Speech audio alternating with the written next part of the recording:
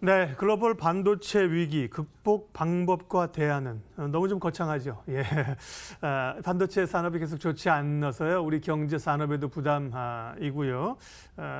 또 이제 반도체 투자하시는 분도 걱정해서 그런 얘기를 좀 해보려고 하고요. 예, 그 전에 우리 산업활동 동향이 발표가 됐는데 여기 잠깐 좀 먼저 하고 가도록 하겠습니다. 4월 전산업 생산이 0.7% 늘었네요. 좋다가 나쁘다가 계속 그런 상황이었고요. 2월에 아마 1% 늘었을 겁니다. 지난달에요. 지난달에 3월에. 4월도 0.7% 늘었고요. 소매 판매는 좀 줄어들었네요. 예, 그리고 투자는 설비 투자는 늘었고 건설은 좀 줄었는데요. 예, 설비 투자는 4.6%. 나름 뭐 최근에 고용이나 뭐 지표들 안 좋은데 산업활동 동향은 4월 동향은 나름 선방했습니다. 말씀드린 반도체 이야기는 하나금융경영연구소 이주환 연구위원과 말씀 나누겠습니다. 어서 오십시오. 네, 안녕하십니까. 제가 부담 가지실까 봐요. 반도체 산업의 극복 방안과 대안 이러면 너무 이게 커서요. 부담 가지실까 봐 그거보다는 이제 산업 흐름을 좀 보고 구조를 좀 알고 싶다고 말씀을 드렸는데 최근에 반도체 가격은 계속 하락을 하고 있습니다. 이게 그리고 언제쯤 돌아설 건지가 시장에서는 관심사인데요. 가격부터 좀 봐주십시오. 네.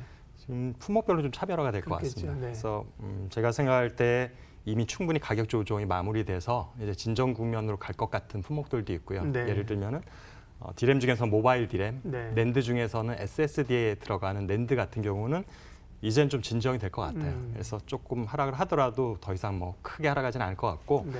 반면에 뭐 하반기로 들어가서 성시로 들어가면 오히려 약간 기술적 반등도 기대할 수 있지 않을까 이런 생각이 있는데 반면에 아직까지도 PC 디램이나 서버용 디램 그리고 저희 범용 디램 우리가 네. 보통 메모리 카드 같은 데 들어가는 그런 것들은 아직까지도 좀 더 조정을 받을 것 같은데요. 그래서 적게는 15%에서 크게는 한 30%까지 추가 하락이 가능할 것 같습니다. 그러면 조금 바닥을 다지는 그 섹터와 좀 올라갈 것 같은 섹터 가운데 어느 쪽이 더 이 전체 반도체 시장으로 봤을 때 어느 쪽이 비중이 큰 건가요? 네. 지금 우리나라는 네. 최근 뭐 디램 비중이 일단 낸드보다 높은 상황이고 네. 디램에서도 최근에 국내 업체들이 프리미엄 제품 비중이 높아지다 보니까 그래서 모바일이나 그래픽 디램, 그다음 기업 서버 디램 이런 쪽 비중이 많이 높아진 상태예요. 네. 근데 지금 그 중에서는 모바일 쪽은 좀 가격이 진정될 것 같고 네. 서버용은 아직 좀 더 조정을 받을 것 같으니까 양쪽이 다 걸쳐 있는 거죠.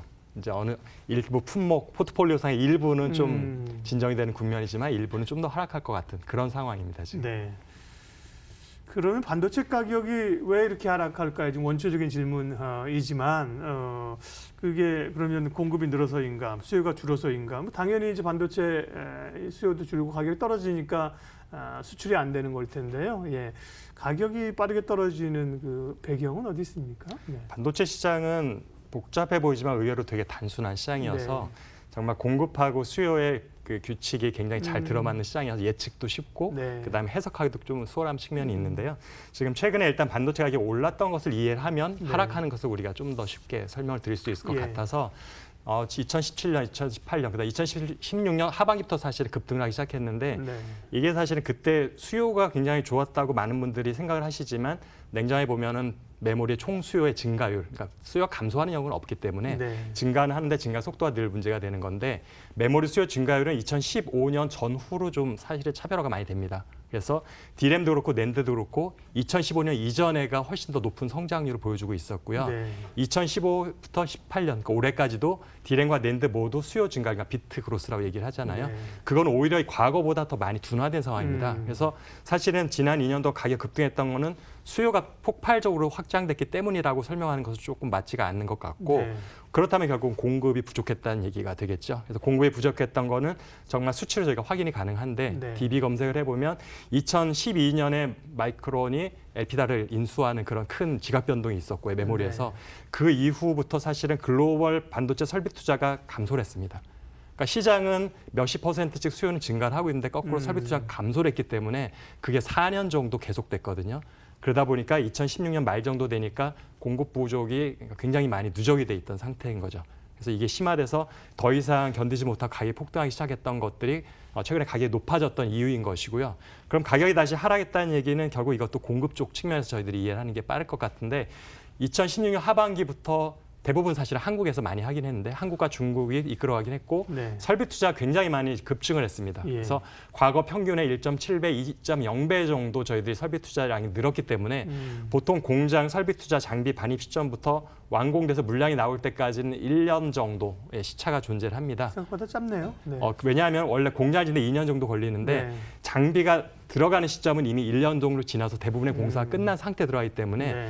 제가 말한 설비 투자는 장비 출하량을 말씀드리는 거라 그래서 설비 투자에 잡히는 장비 출하부터 1년 후가 되면 물량들이 나오기 시작을 하는데 네. 그러니까 결국 2016년 하반기부터 시작된 글로벌 설비 투자 증가량이 2017년 하반기와 2018년 초에 굉장히 많은 물량 증가로서 나오게 됐던 거고요. 그래서 사실 그 전에 부족했던 공급을 채우고도 더 추가로 많은 물량들이 나와서 공급 과잉 상태로 급격히 전환이 됐던 거죠. 네. 그것이 지금 가격 하락이 빠르게 진행되고 있는 원인이라고 생각하고 있습니다. 사실은 모든 불황과 호황이라고 하는 게 그 다 사이클이잖아요. 그렇죠. 제품에 이제 과잉 생산이 돼서 재고가 쌓이면 이제 제품값이 떨어지는 거고 그래서 이제 또 공급이 부족하면 이제 가격이 올랐다가 또 나중에 이게 사실은 그 사이클을 만들어내는 건데 반도체도 이제 비슷하군요. 중요한 얘기를 좀 먼저 해야 되기 때문에요. 현안부터 좀 넘어가면서 얘기하겠습니다. 미중 무역 갈등이 어쨌든 간에 당면한 과제이고 그런 미중 무역 갈등이 이제 반도체 산업 측면으로 봤을 때는 글로벌 업체나 우리 산업에 미치는 영향은 어떨까요? 네.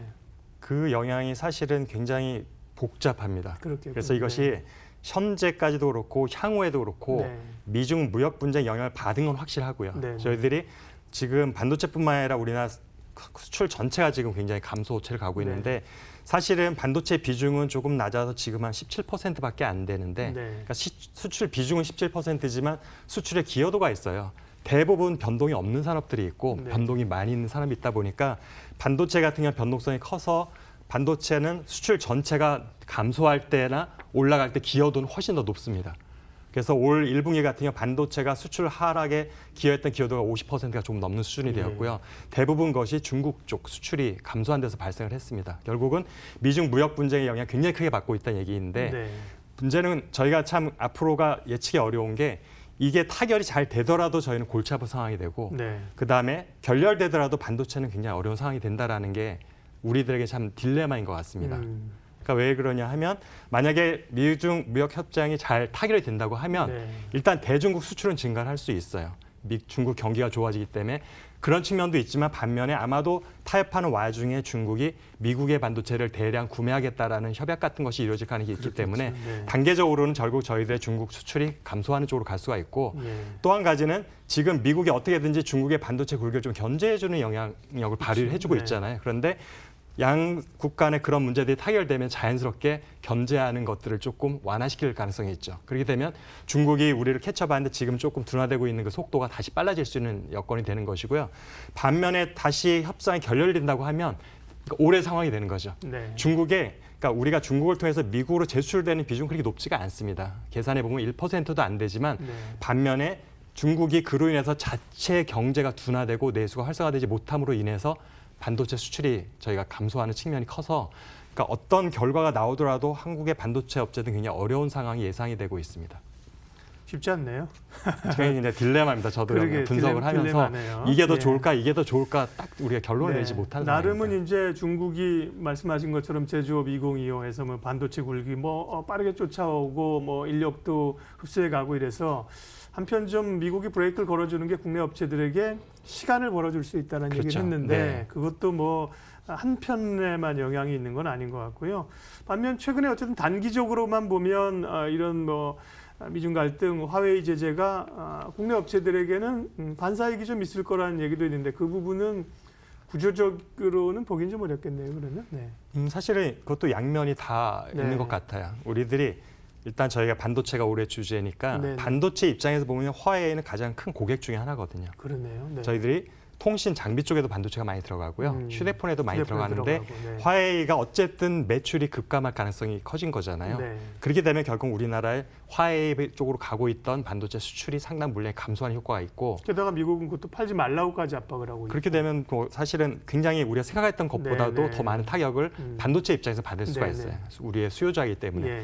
반면에 삼성전자 같은 경우는 휴대폰을 또 만드는 완성품 업체이기도 하고 통신 장비도 아직도 만들고. 네. 점유율이 그리 높지는 않지만 통신 장비도 또 그렇죠. 만들고 네. 있어서 이런 측면에서는 지금 화웨이가 지금 거의 통신 장비는 1위이고 네. 휴대폰은 1분기에 2위를 지금 하고 있는데 삼성전자 차이가 3%포인트 받지 않는데 굉장히 턱밑까지 추격을 했죠. 예. 근데 이제 화웨이가 주춤하게 되면 그 자리를 삼성전자가 치고 들어갈 수 있는 거고 휴대폰 같은 경우는 LG도 약간의 수혜가 있을 수 있는. 그래서 우리들이 어떤 산업을 보냐에 따라서 화웨이 건이 우리에게 유리하게 작용할 수도 있고 거꾸로 네. 불리하게 작용할 수도 있습니다. 간단치 않습니다. 근데 간단하지 않은 게 사실입니다. 간단하게 한마디로 얘기하는 거는 사실은 여러 가지 변수를 잘 고려하지 못하고 얘기할 가능성이 훨씬 높은 거고요.